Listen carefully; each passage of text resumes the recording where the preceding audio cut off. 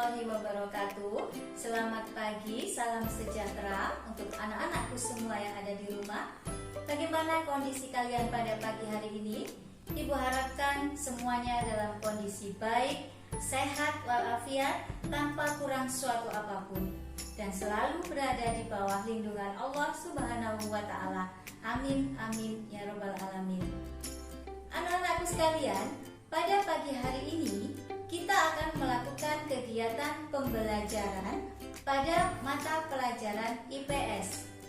Tapi untuk sebelum itu, perkenankanlah Ibu untuk memperkenalkan diri terlebih dahulu. Nama Ibu adalah Uswatun Hasanah. Mata pelajaran yang Ibu pegang adalah IPS pada jenjang SMP.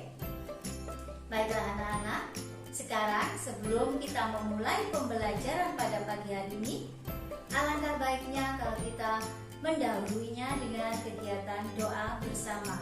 Persiapan doa bersama. Materi pembelajaran kita pada pagi hari ini dengan judul Potensi Sumber Daya Alam dan Kemaritiman di Indonesia. Mata pelajaran tersebut terdapat pada KD 31, yaitu memahami konsep ruang, lokasi, distribusi, potensi, iklim, bentuk muka bumi, geologis, flora dan fauna, dan interaksi antar ruang di Indonesia, serta pengaruhnya terhadap kehidupan manusia dalam aspek ekonomi, sosial, budaya, dan pendidikan. Untuk indikator pencapaian kompetensi, yaitu 311, menjelaskan potensi sumber daya hutan. 312 menjelaskan jenis-jenis kayu dan sebarannya. 313 menjelaskan manfaat fungsi hutan. 314 menjelaskan potensi sumber daya hutan. 315 menjelaskan manfaat persebaran sumber daya tambang. Dan yang terakhir, 316 menjelaskan potensi kemaritiman Indonesia dan manfaatnya. Tujuan pembelajaran kita pada pagi hari ini yaitu yang pertama, diharapkan siswa mampu mengerti dan memahami apa yang dimaksud dengan potensi sumber daya alam. Khususnya yang kita bahas di sini adalah sumber daya hutan. Yang kedua, diharapkan siswa mampu menyebutkan dan menjelaskan jenis-jenis kayu dan sebarannya. Kemudian yang ketiga, diharapkan siswa mampu menjelaskan apa saja manfaat atau fungsi hutan. Yang keempat, diharapkan siswa mampu mengerti dan memahami potensi sumber daya tambang di Indonesia. Tujuan yang kelima, yaitu diharapkan siswa mampu menjelaskan apa saja manfaat persebaran sumber daya tambang.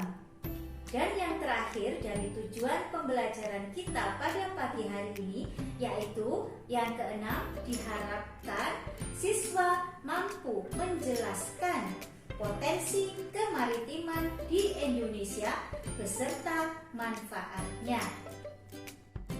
Baiklah anak-anakku sekalian, sebelum kita memasuki lebih ke dalam tentang materi pembelajaran kita pada hari ini, yaitu tentang potensi sumber daya alam dan kemaritiman di Indonesia, marilah terlebih dahulu kita cermati satu persatu dari judul di atas. Yang pertama yaitu potensi. Apa itu potensi? Potensi adalah suatu kemampuan, suatu kesanggupan, suatu kekayaan yang dimiliki yang dapat dikembangkan. Kemudian kata yang kedua yaitu sumber daya alam. Sumber daya alam adalah segala sesuatu yang berasal dari alam, yang terdapat di bumi, baik di darat maupun di lautan, yang nantinya akan dapat dimanfaatkan guna kelangsungan hidup manusia, khususnya masyarakat Indonesia. Kata yang ketiga yaitu sumber daya alam kemaritiman. Adalah segala sesuatu, segala kekayaan yang berasal dari perairan atau lautan yang ada di Indonesia, yang dapat dimanfaatkan, yang dapat digunakan guna kelangsungan hidup masyarakat Indonesia. Baiklah anak-anakku sekalian, setelah tadi di awal kita sudah mengetahui tentang arti dan makna dari masing-masing kata dari judul di atas, maka selanjutnya kita akan memasuki inti materi kita pada pagi hari ini, yaitu materi tentang potensi sumber daya alam dan kemaritiman di Indonesia. Anak-anakku sekalian, sumber daya alam berdasarkan persebarannya dibagi menjadi dua, yaitu sumber daya alam yang ada di darat dan yang kedua sumber daya alam yang ada di lautan atau yang biasa kita sebut dengan potensi kemaritiman. Baiklah anak-anak, nanti kita akan membahas satu persatu apa saja sumber daya alam yang ada di darat dan sumber daya alam yang ada di lautan atau potensi kemaritiman. Anak-anakku sekalian, marilah kita langsung memasuki materi kita pada pagi hari ini. Potensi sumber daya alam di darat dibagi menjadi dua. Satu, potensi hutan. Dua, potensi tambang. Sedangkan untuk potensi kemaritiman yang ada di laut dibagi menjadi empat. Yang pertama yaitu potensi perikanan, yang kedua potensi hutan mangrove, yang ketiga potensi terumbu karang, dan yang keempat potensi transportasi laut. Baiklah anak-anak, kita akan membahas satu persatu dari potensi-potensi yang ada di atas. Pertama-tama kita akan membahas tentang potensi yang ada di darat, yaitu potensi hutan. Hutan adalah sebuah area atau lahan yang luas, bahkan mungkin sangat luas, yang biasanya terletak di lereng pegunungan dengan ditanami atau ditumbuhi berbagai macam pohon atau mungkin hanya satu jenis pohon, di mana letak pohon-pohon tersebut dalam kondisi berdekatan atau rapat. Sedangkan untuk potensi hutan ada beberapa, yaitu diantaranya satu, hutan sebagai sumber oksigen atau paru-paru bumi. Yang kedua, hutan sebagai tempat flora dan fauna. Yang ketiga, hutan sebagai sumber penghasil kayu. Nah, selanjutnya kita akan membahas tentang potensi hutan sebagai sumber penghasil kayu.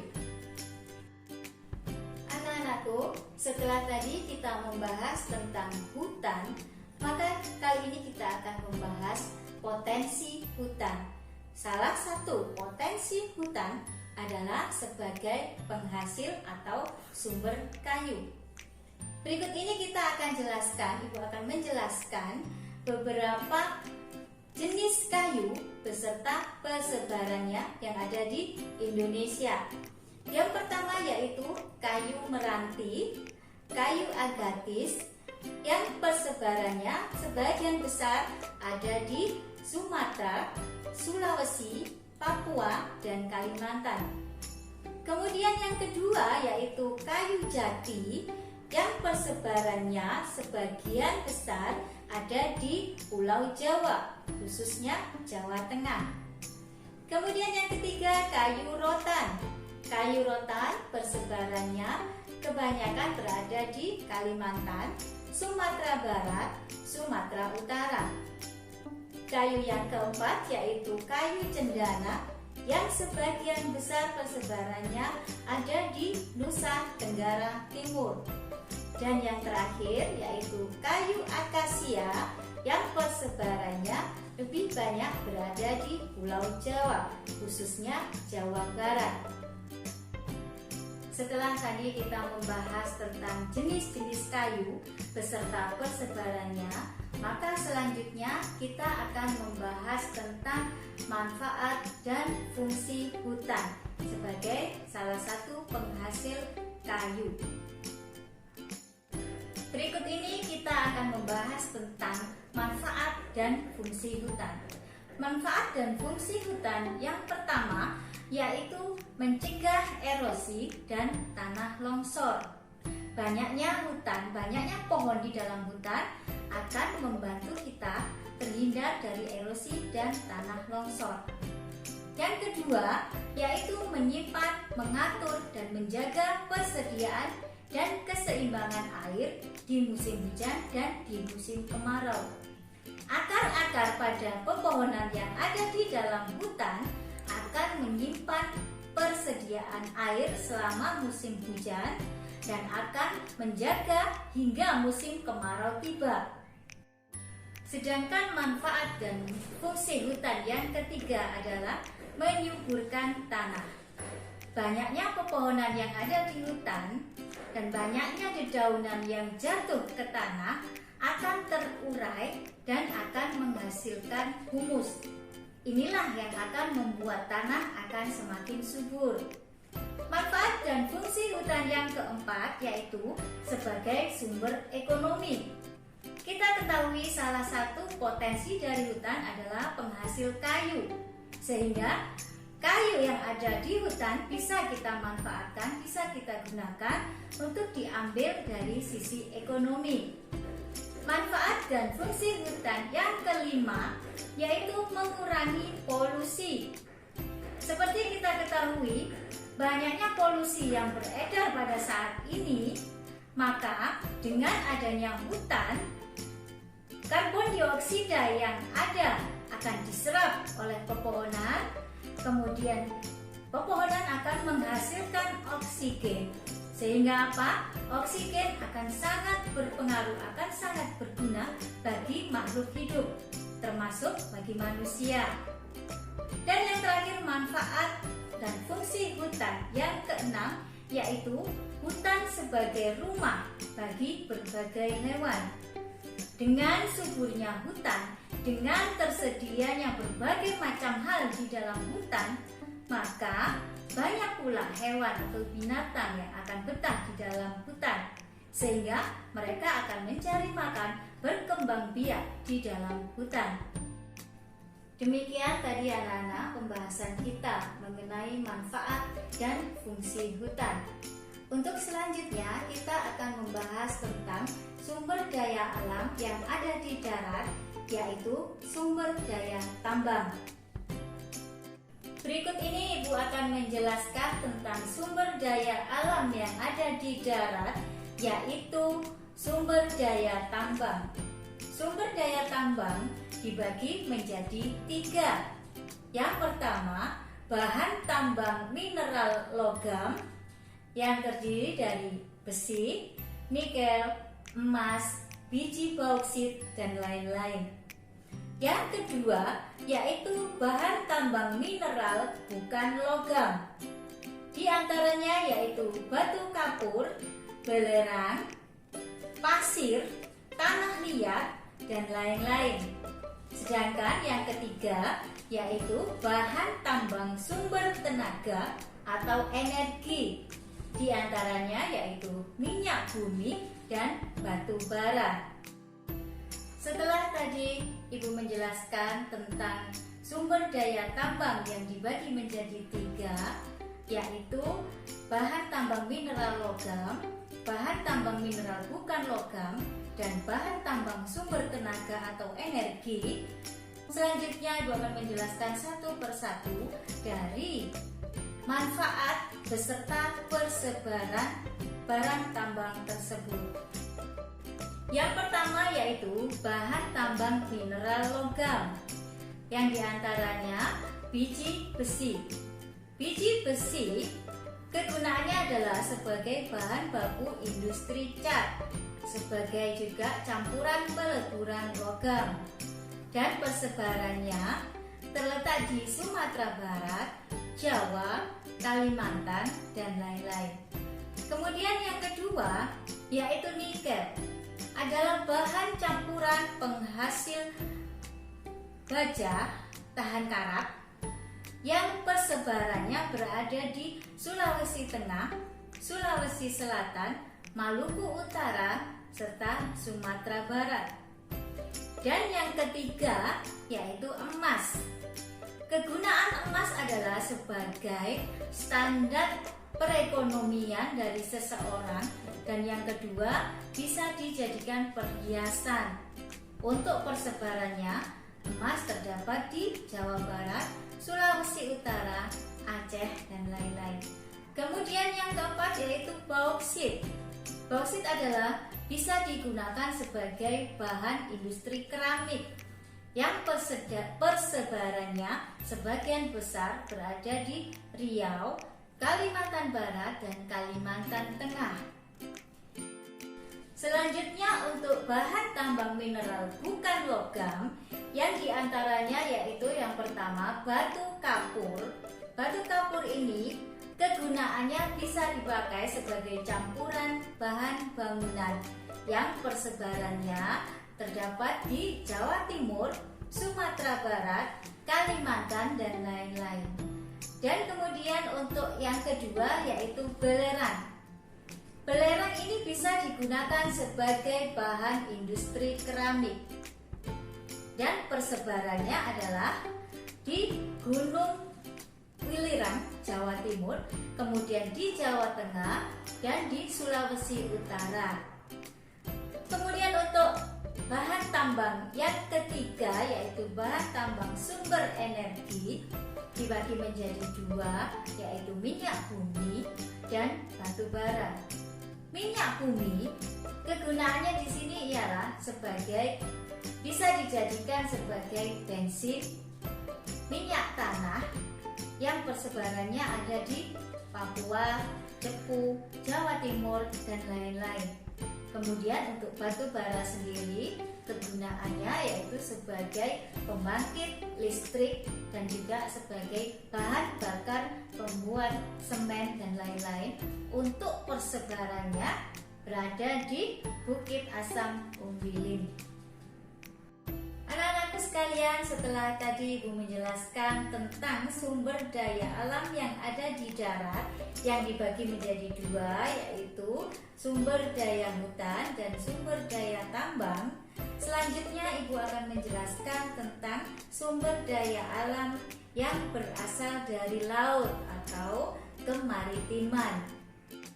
Sumber daya alam yang berasal dari laut atau biasa kita sebut dengan potensi kemaritiman di Indonesia terdiri dari 4. Yang pertama yaitu potensi perikanan, yang kedua potensi hutan mangrove, yang ketiga potensi terumbu karang, dan yang keempat potensi transportasi laut. Di sini Ibu akan menjelaskan satu persatu dari potensi-potensi kemaritiman di Indonesia. Yang pertama yaitu potensi perikanan. Perikanan yang ada di lautan Indonesia memiliki banyak potensi atau manfaat. Di antaranya yaitu manfaat dari sisi ekonomi. Kenapa demikian? Karena perikanan di lautan bisa kita jadikan sebagai sumber pendapatan, sumber makanan, dan juga bisa dikelola sebagai sumber pusat wisata yang akan menghasilkan penghasilan atau nilai ekonomis bagi masyarakat Indonesia. Potensi kemaritiman yang kedua yaitu potensi hutan mangrove. Manfaat dari hutan mangrove diantaranya yaitu manfaat dari sisi ekologis. Kenapa demikian? Karena hutan mangrove bisa dijadikan habitat atau sebagai tempat tinggal berkembang biak makhluk hidup. Manfaat selanjutnya yaitu manfaat dari sisi ekonomis. Kenapa demikian? Karena pada hutan mangrove pemanfaatan sumber mangrove atau pohon mangrove bisa dikelola, bisa digunakan untuk menghasilkan sesuatu dan akan menambah nilai ekonomis. Untuk selanjutnya, potensi kemaritiman yang ketiga yaitu terumbu karang. Potensi kemaritiman dari terumbu karang bisa dilihat dari sisi ekonomis, yaitu sebagai sumber pendapatan dari sisi wisata. Yang kedua yaitu manfaat dari sisi ekologis, yaitu terumbu karang dijadikan sebagai tempat tinggal makhluk hidup yang ada di lautan. Manfaat dari terumbu karang yang ketiga yaitu manfaat sosial ekonomi, ya sebagai budaya, sebagai transfer informasi, dan sebagai pelestarian. Menginjak pada potensi kemaritiman yang terakhir, yaitu potensi kemaritiman transportasi laut yang banyak sekali mengandung manfaat. Sekarang kita akan membahas manfaat dari sisi ekonomis.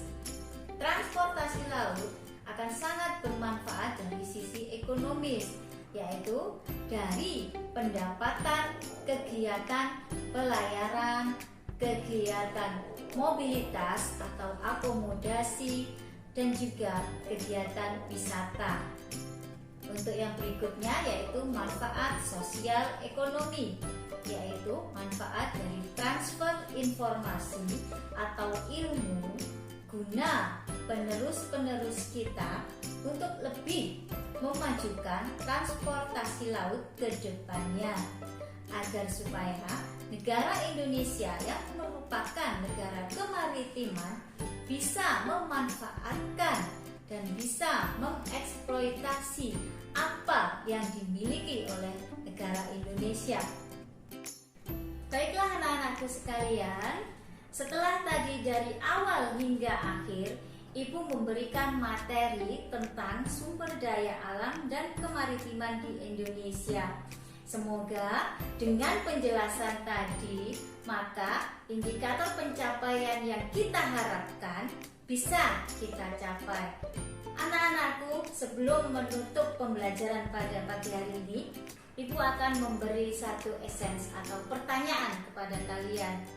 Pertanyaannya adalah, mengapa potensi kemaritiman di Indonesia lebih banyak dibanding dengan negara lain? Coba kalian sebutkan dan jelaskan. Semoga dengan penjabaran materi tadi dari awal, kalian sudah bisa mengerti dan bisa memahami. Sekian anak-anakku, terima kasih. Selamat pagi. Ibu ucapkan semoga kegiatan kita pada pagi hari ini bisa bermanfaat dan berguna. Terima kasih. Assalamualaikum warahmatullahi wabarakatuh. Salam.